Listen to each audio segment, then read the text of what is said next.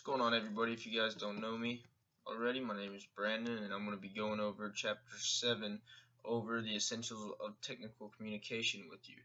And what this chapter is mainly about is writing emails, text message, memos, letters, stuff like that in the workplace, which doesn't sound like it could be too difficult, but after going over this chapter, and hopefully after going over this video, I might be able to give you guys a little bit better of an understanding of writing these things in a work area.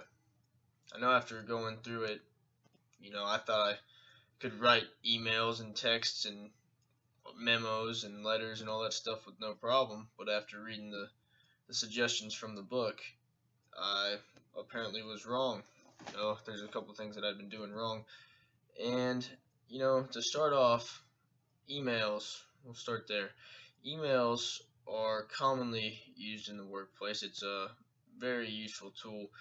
What I like about emails is that it documents everything. It keeps it all in a website, I guess technically. It keeps it stored in there that has proof that you've written or who you sent it to, and you can carbon copy and all that stuff. But anyway, let's get to the point. Emails.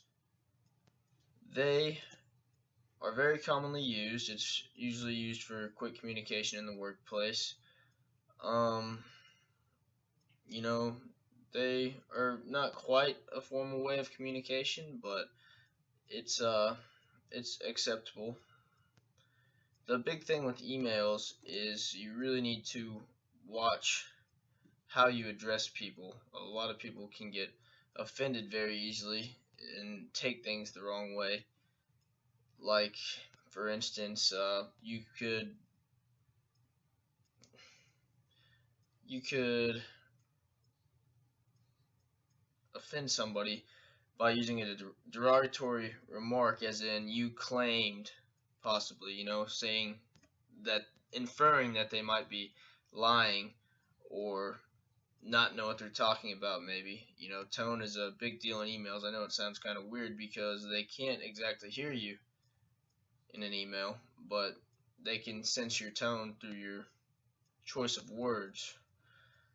Now let's move on to texts.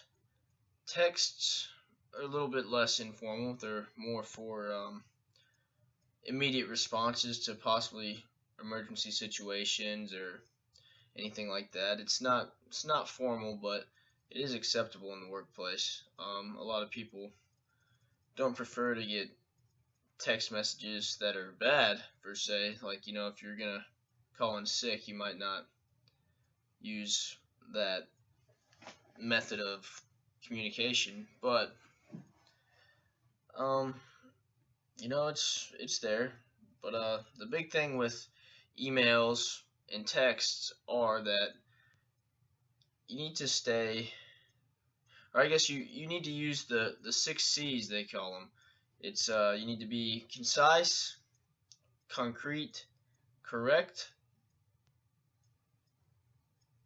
complete, courteous, and clear.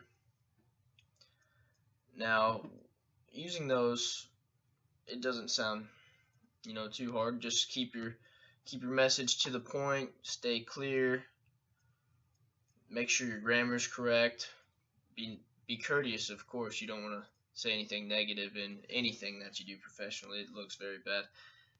And to be clear, I mean being clear is just making sure you're not using any words that people may be unfamiliar with, or any terms or any procedures that people may be unfamiliar with. You always need to make sure your grammar is correct. You can't really look like a professional if you don't know how to spell or write correctly. That always makes it a little bit more hard to take somebody seriously if they can't write professionally. And letters could be formal, they could be informal, depends on who you're writing to, of course. But the same applies with letters. There's a couple good guidelines in this book. I'm not going to read them word for word to you, but if you guys ever get some spare time, it would be something worth checking out. Just be sure while writing emails, texts, memos, and letters that, one, You need to watch your tone always. Just always be careful with your tone. And 2, stay concise, concrete, complete, correct, courteous, and clear. Thank you.